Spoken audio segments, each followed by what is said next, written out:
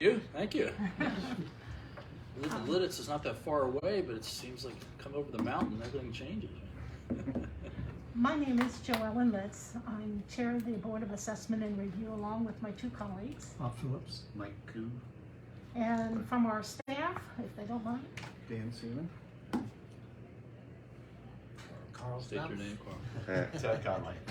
And we'd also like to introduce Attorney Paul Bammetsreiter. I am the solicitor for West Lebanon Township.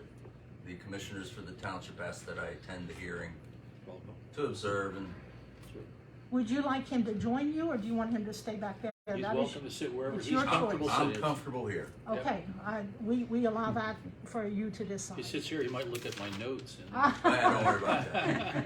If your writing's like mine, it's like cheating on a test, you know. He'll say, Well, let's start by looking up here at the picture on the screen, and what we have is the Boscovs. And I don't want to say Lebanon Valley Mall because you're not really here to appeal the mall side, is my understanding, but rather the Boscovs proper, as well as, is it Mavis Tire Center and Popeyes Chicken? yeah, Correct. Popeyes Jack Wine. Jack, oh, I'm sorry.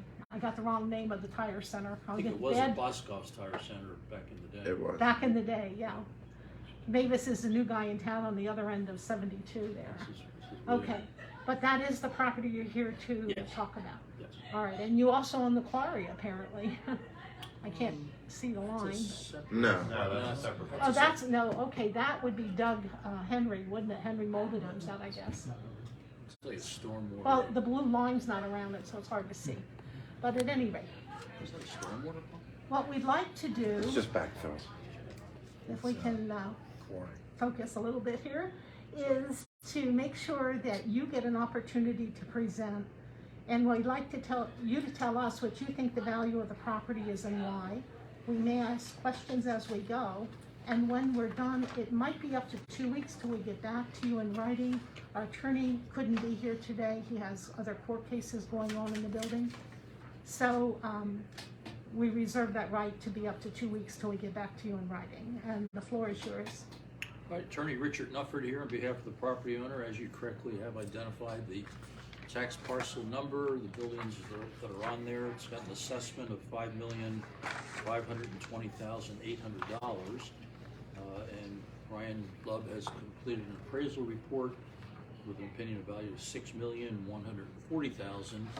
I'll get out of the way and let him explain how he arrived at his opinion of value. Brian? Good afternoon. My voice is not COVID.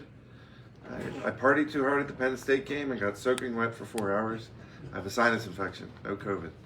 So just feel free to ask questions. It's just not, I'm not going to get you sick. I just went to the docs yesterday. This was the original Boscovs. In fact, if you click on the parcel, you'll see that there's actually a piece that goes into the mall, which is part of it. See how it cuts in there. That's the fountain stage area, maybe. Right. So the property was built in 1972, about 142,000 square feet. At the same time, the Jack Williams building dates back to the Boscovs Tire Center, and the Popeyes is an out parcel lease. So we have two out parcels and then the Boscovs. In the valuation, we looked at sales comparison approach for the big box or the department store, and then we valued the income approach to capitalize on the contract rents which are in place, and added the two together. Ultimately, it's one parcel with three different distinct users, two different distinct property types. In the sales comparison approach, we have, if you have the report, we would jump to page 39, starts a summary. There are 6 comparables of former large big box or department store properties. Try to stay away from grocery, that's a different size.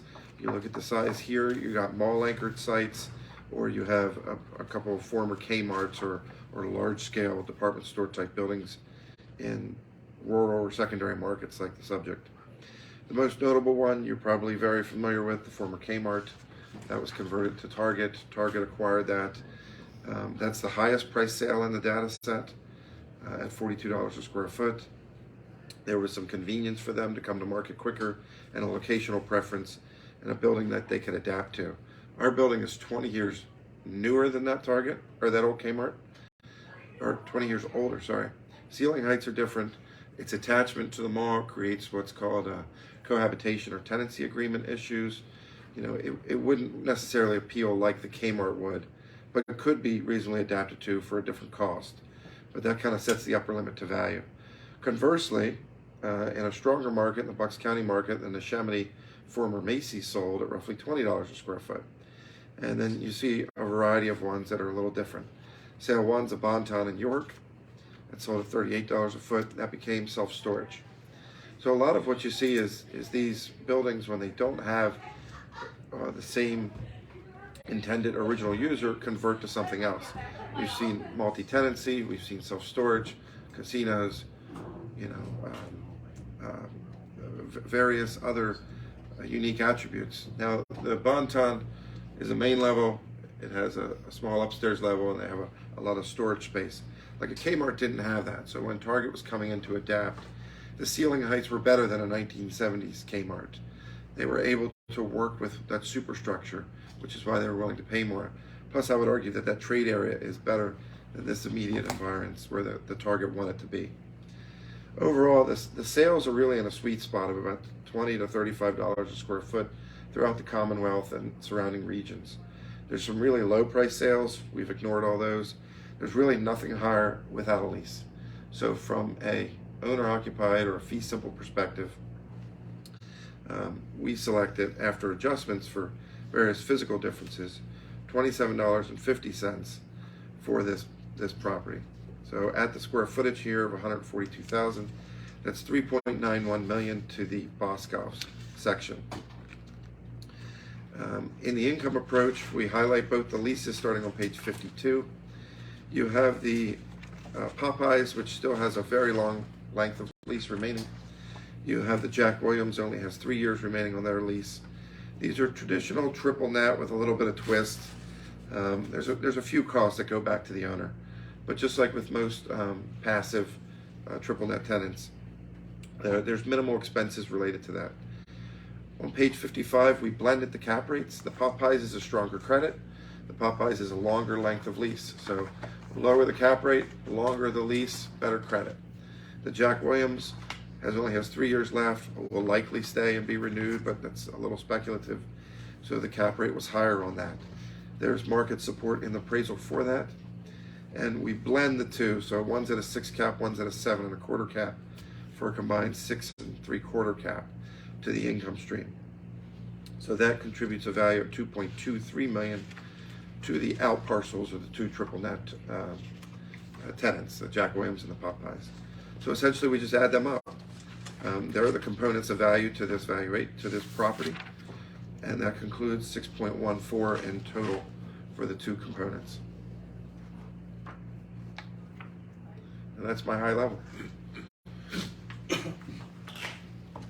Did you have anything else to add? No. Mr. Bamasrider, any questions from you, sir? No. Comments? Comments, just that the West Lebanon Township Commissioners are concerned, about this is a large revenue base for them, a big part of the revenue base. They do believe they've informed me that there was already an assessment downward recently, not too long ago, and they're concerned that another assessment downward occurs. So I don't have any kind of expert testimony at this time, but they are concerned and they are watching, and we'll see what happens from here. And commissioners, do you have any questions? No. Gentlemen, any information that you would like us to consider? Carl? Okay, I guess I'd like to make sure I have it straight in my head. The previous assessment, I believe, was for the mall side and it dealt with empty vacancies and things like that. Am I right or wrong? I think so, and that was way back in the reassessment, 2012, 2012? 13. Okay, all right. So, is everybody all done? Everybody has all the information they need? Nothing else from our end. Okay. But you are at 100% occupancy for the part that you're appealing today, which is highly unusual. And you had four, I'm just thinking out loud here, you had four comparables that were above the $20 that you ended up with. We were at $27.50, Yeah. and on page 50 would be a good synopsis. There are, prior to adjustment, there are 3 comparables above that range, and there are 3 below that range.